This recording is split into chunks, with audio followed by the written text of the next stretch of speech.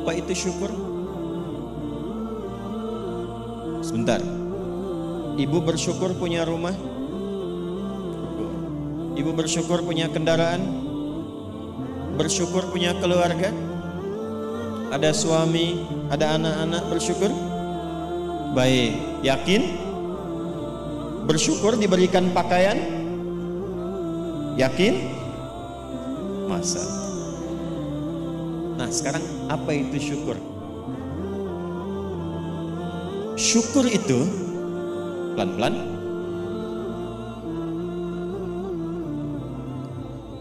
syukur itu upaya menggunakan semua nikmat yang Allah titipkan, upaya menggunakan semua nikmat yang Allah titipkan sesuai dengan apa yang Allah inginkan, sesuai dengan apa yang Allah inginkan, dalam rangka mendekatkan diri kepada Allah Subhanahu wa Ta'ala. Contoh, ibu sekalian, maaf, anak itu titipan dari Allah atau bukan? Yakin? Sekarang pertanyaannya, ibu tahu nggak apa yang Allah inginkan dari anak yang dititipkan itu? Jadi apa? Anak yang soleh. Saking inginnya mendapatkan anak yang soleh, bahkan setiap ibu sejak mengandung itu sudah bermohon kepada Allah.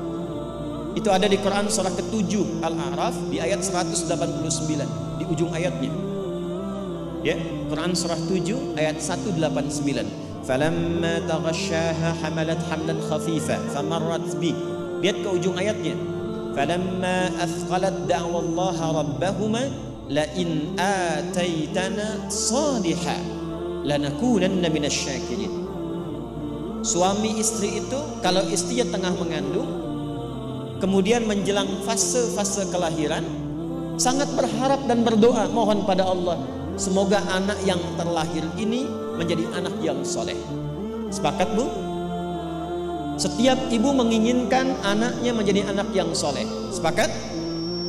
Pertanyaannya, apakah betul kemudian setiap ibu yang sudah Allah titipkan anak dalam kehidupannya betul-betul mensyukuri nikmat titipan itu? Saya tanyakan pada ibu, anak ibu itu disekolahkan di mana? Kenal Allah atau tidak? Diajarkan sholat atau tidak? Diberikan pakaian yang menutup aurat atau tidak? Perhatikan definisi syukur tadi. Menggunakan semua nikmat, upaya menggunakan semua nikmat sesuai dengan apa yang Allah inginkan. Ibu punya anak perempuan, katanya ibu syukuri diberikan itu. Sampai ibu bikin akikah, sampai undang tetangga, sampai selamatan. Tapi setelah dia bahkan menjelang balik, ibu kasih pakaian yang membuka auratnya. Itu bukan syukur namanya. Disekolahkan di tempat yang bahkan dia tidak mengenal Allah. Dikejar sampai di sininya nih. Nggak salah. Dilesin matematika nggak salah, bagus. Les fisika bagus. Les kimia bagus. Ikut bimbel bagus. Masuk kampus top bagus. Tapi nggak kenal Allah. Di mana syukurnya? Satu. Lihat pakaian yang selama ini Allah berikan kepada ibu sebagai titipan, dan itu akan dihisap. Buka lemari pakaiannya. Coba cek, ada nggak satu bagian pakaian yang belum pernah dipakai untuk ibadah? Coba lihat ketika beli tas mewah, sepatu baru, pakaian baru, sudah pernah dipakai ibadah belum? Jangan-jangan beli tas itu hanya untuk dipakai keundangan saja. Jadi ketika manusia mengundang, beli yang baru. Kenapa ketika Allah yang mengundang 5 kali dalam sehari, bahkan untuk memberikan solusi kehidupan, yang baru itu nggak pernah dipakai? Oh, kenapa pada diam? Satu, berasa ya? Satu. Jadi di titik ini, terkadang ada orang yang menuntut dari Allah kenyamanan hidup, ketenangan, kedamaian. Tapi ketika Allah memberikan apa yang diinginkan, tidak menggunakan nikmat itu yang membuat dia damai. Tidak menggunakan titipan itu yang membuat dia tenang dalam kehidupan. Karena itu saya ingin memulai dengan mengajak kita semua, ayo kita lihat lagi apa saja titipan Allah yang telah dititipkan dalam kehidupan ibu dan bapak yang ada di luar saat ini sampai dengan detik ini. Kalau ingin mendapatkan ketenangan di dunianya, ketenangan di alam kuburnya, sampai pulang ke akhirat nanti, maka pastikan berusahalah untuk menjadi golongan yang sedikit itu. Gunakan semua nikmat itu pada hal yang Allah inginkan. Jika itu sudah dilakukan, saya berikan rahasia. Ini antara kita saja. Coba ibu buka surat ketiga. Belakang kedengeran kan? Alhamdulillah. Belakang kedengeran? Tidak. Kok bisa jawab? Surah 3 ayat 35 sampai 37. Quran surah 3 35 sampai 37. Sudah? إذ قالت امرأة عمران رب إني نذرت لك ما في بطني محررا فتقبل مني إنك أنت السميع العليم. Perhatikan, ini kisah tentang Hannah. Saya hanya akan ambil kisah ibu saja dalam Quran. Hannah itu istrinya Imran alaihi wassalam. Nanti punya saudari namanya Elizabeth. Orang barat menyebutnya Elizabeth. Betul, Elizabeth itu bahasa sananya untuk Elizabeth itu saudarinya Hannah. Nanti nikahnya Elizabeth dengan Nabi Zakaria. Hannah nikahnya dengan Imran. Ketika Hannah mengandung, sepakat suami istri ini ingin mensyukuri nikmat kandungan itu dengan mengharapkan lahirnya anak yang soleh. Maka apa yang terjadi? Untuk mendapatkan soleh itu maka dibuat persiapan. Ini hukum umum, Bu. Ibu kalau misalnya ingin memasukkan anaknya ke sekolah tertentu, kan disiapkan dulu ya dari awal. Ya, sekolahnya di mana, yang dibutuhkan apa, sebelum masuk udah siap-siap. Biayanya berapa, perlengkapannya apa, disiapkan jauh sebelum masuk. Begitu kan ya? Maka Hannah dan suaminya sudah menyiapkan. Nanti kalau anak ini terlahir, disiapkan tempat khusus supaya dia betul-betul menjadi anak yang soleh. Namanya mihrab. Mihrab itu tempat yang dikhususkan untuk bisa fokus ibadah, bertakarub kepada Allah saja. Nanti harus ada yang merawat, yang mengajar, yang merawat itu harus orang yang paling soleh dan pintar di zamannya.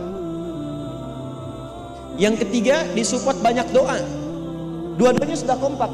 Siapapun yang kalau anak ini lahir masih hidup, entah ayah atau ibunya, teruskan cita-cita yang sudah menjadi komitmen ini. Maka ketika kandungan itu terus membesar dan siap menjelang persalinan, Imran meninggal. Jadi Imran itu meninggal dan Maryam nanti lahir dalam keadaan yatim. Maka lahirlah Maryam. Apakah ketika Maryamnya lahir, ayahnya sudah tidak ada, ibunya berhenti dari cita-cita yang sebelumnya menjadi komitmen? Tidak, diteruskan itu. Maka ketika terlahir itulah kemudian apa yang sudah disepakati, berikan nama sesuai dengan harapan, isi dengan doa, siapkan tempat yang ingin diarahkan sesuai dengan cita-cita. Maka ayat 36-nya, falamma wada'atha qalat rabbi inni wada'tuha untha wallahu a'lamu bima wada'at wa laysa dzakaru kal untha. Harapannya lahir anak, kalau perempuan dia anak yang salihah, menjaga diri, menjauhkan dari perbuatan yang tercela, mendekat diri kepada Allah. Maka semua makna ini diwakili oleh satu nama, namanya Maryam. Maryam itu perempuan terhormat yang dekat dengan Allah. Kemudian setelah itu apa? Wa inni u'idzuha bika wa dzurriyyataha minasyaitonir rajim. Didoain terus, Bu. Didoakan. Setelah itu apa? Dipilihkan sesuai amanat dan kesepakatan dengan suami, cari orang paling pintar dan paling soleh. Dulu banyak yang berebut. Singkatnya terpilihlah Nabi Zakaria alaihissalam. Setelah itu apa? Buatkan tempat yang mendukung anak ini menjadi soleh dan dekat dengan Allah. Maka dibuatkan mihrab. Apa yang terjadi? Ketika mihrabnya sudah siap, yang mendidiknya sudah siap, doanya mengalir, namanya sesuai dengan harapan, maka orang tua itu tidak sulit lagi untuk merawatnya. Setelah itu Allah yang berkenan memperhatikan sampai tumbuh dewasanya. Perhatikan ayat 37-nya. Fataqabbalaha rabbuha biqabulin hasanin wa ambataha nabatan hasana wa kaffalaha Zakaria. Satu, Zakariyanya ada. Kullama dakhala 'alaiha Zakaria al-mihrab. Dua. Wajada 'indaha rizqa. Qala ya Maryam anna laki hadha? Qalat huwa min 'indillah. Innallaha yarzuqu man yasha bighairi hisab. Jadi doanya sudah, namanya sudah, yang mendidiknya sudah, tempatnya sudah. Kalau itu 4 terpenuhi, kata Allah, kamu hei Hannah gak usah lelah lagi merawat anakmu itu. Biarkan aku dengan kehendakku yang memudahkan semua perawatan anakmu sampai tumbuh dewasa. Demi Allah Bu, setiap butuh apapun orang tuanya tidak susah. Setiap akan diantar makanan, makanan sudah ada. Mau diantar pakaian, pakaian sudah ada. Dan semua pertumbuhannya langsung diperhatikan oleh Allah. Jadi ketika syukur itu diterapkan dalam kehidupan, maka seorang hamba akan beralih dari hamba biasa statusnya menjadi hamba yang istimewa di hadapan Allah Subhanahu wa taala. Ini yang ingin saya contohkan. Bersyukur itu bukan hanya sekedar mengungkapkan alhamdulillah atas nikmat yang diperoleh, tapi ada peluang untuk menambah nikmat-nikmat lanjutan. Ini ayat ini yang menginspirasi Al-Imam Asy-Syafi'i, Imam Ahmad bin Hanbal.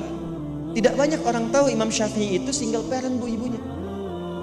Imam Ahmad bin Hanbal itu single parent. Jadi begitu dititipkan anak laki-laki Imam Ahmad, bapaknya meninggal, ibunya yang gendong sana sini. Musim dingin, dimasakin air. Kan belum ada water heater waktu itu. Dimasakin Bu, malam-malam, diwuduin pakai air hangat. Digendong oleh ibunya ke masjid, ke halakoh-halakoh para ulama, disimpan, selesai digendong, dibawa lagi. Apa yang terjadi? Ketika semua nikmat dititipkan anak itu disyukuri sesuai dengan apa yang Allah kehendaki, jadilah Imam Ahmad. Ibu kenal Imam Al-Bukhari? Ayo bilang kenal. Ini juga sama, single parent. Bahkan lebih dahsyat lagi, Imam Al-Bukhari itu saat lahir ayahnya meninggal, usia 2 tahun, matanya buta. Dan dokter mengatakan pada masa itu ini buta permanen, gak akan sembuh. Apa yang menjadikan kemudian matanya sembuh sampai jadi orang paling hebat di zamannya dan melahirkan karya besar Sahih Al-Bukhari. Wa qalilun min ibadiyasy syakur. Ibunya. Jadi betul-betul mensyukuri nikmat diberikan seorang anak, dititipkan seorang anak.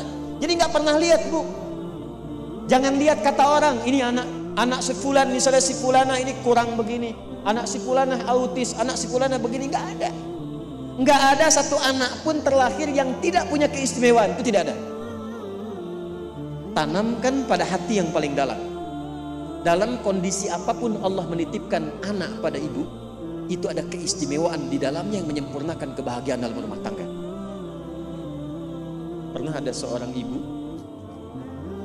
sedih karena begitu terlahir anaknya divonis lumpuh otak, serebral palsi, lumpuh otak. Saya katakan, hei, belum tentu itu jadi kekurangan.